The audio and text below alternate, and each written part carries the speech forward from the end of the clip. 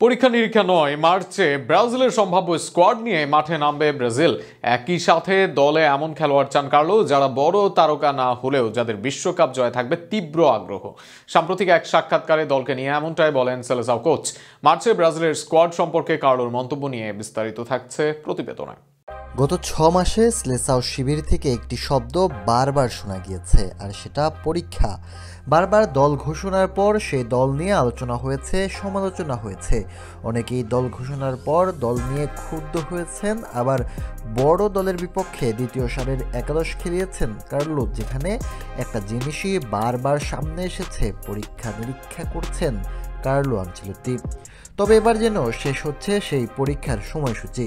2025 সালেই সব পরীক্ষা শেষ করে নিচ্ছেন কার্লো আনচেলত্তি। 2026 সালে আর কোনো পরীক্ষা নয়, সম্ভাব্য সেরা দল নিয়েই মাঠে নামবে ব্রাজিল দল। পরীক্ষা নিরীক্ষার রাস্তা আপাতত বন্ধ ব্রাজিলের জন্য, সেটা বিশ্বকাপ বা বিশ্বকাপের আগেও আর পরীক্ষা নিরীক্ষা করবেন না সেলেসাও কোচ। মার্চে ব্রাজিল দল খেলতে নামবে ফ্রান্স ও ক্রোয়েশিয়ার বিপক্ষে, আর সেখানে কেমন স্কোয়াড করবে ব্রাজিল, নতুন করে কাউকে পরীক্ষা করা হবে কিনা, কার্লোর কাছে এমন প্রশ্ন রাখেন সাংবাদিকরা। কার্লো পরিষ্কার করে জানিয়ে দেন এবার কোনো পরীক্ষা নিরীক্ষা না। ফ্রান্স ও ক্রোয়েশিয়ার বিপক্ষে বিশ্বকাপে যাওয়ার কাছাকাছি স্কোয়াড নিয়েই নামবে সেলেসাওরা, নতুন করে কাউকে সুযোগ দেওয়া সম্ভবই না। এ নিয়ে কার্লো বলেন, টেস্ট করার সময় শেষ হয়ে গেছে। মার্চ মাসের স্কোয়াডটাই ব্রাজিলের বিশ্বকাপের সবচেয়ে কাছাকাছি স্কোয়াড। এছাড়া কার্লো কথা বলেন, ব্রাজিলের তারকা খেলোয়াড় নেই, সেখানে নির্দিষ্ট খেলোয়াড়কে দলে চাওয়ার চেয়ে যারা বিশ্বকাপ জয় করতে চায় এমন খেলোয়াড় চান কার্লো।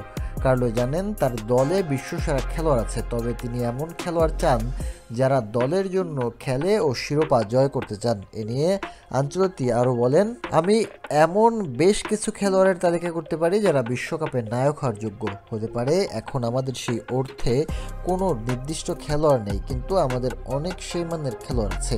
আমি একটি তালিকা করতে পারি, আমাদের দলের বিশ্বের সেরা গোলকিপারদের একজন আছে, সেরাদের মধ্যে কয়েকজন ডিফেন্ডার আছে, শীর্ষমানের মিডফিল্ডার আছে এবং ফরওয়ার্ড লাইনে কিছু দুর্দান্ত খেলোয়াড়ও আছে। আমি আগে বলেছি, আমি এমন খেলোয়াড়ই চাই না যারা শুধু বিশ্বের সেরা হতে চায়, আমি এমন খেলোয়াড় চাই যারা কাপ জিততে চায়।